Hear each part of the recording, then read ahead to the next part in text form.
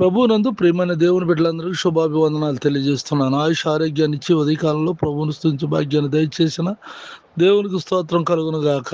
ప్రభువా, నువ్వు మాత్రమే పవిత్రుడవు, నీకు భయపడని వాడెవడు? కీర్తనలు 15:4 ప్రార్థన.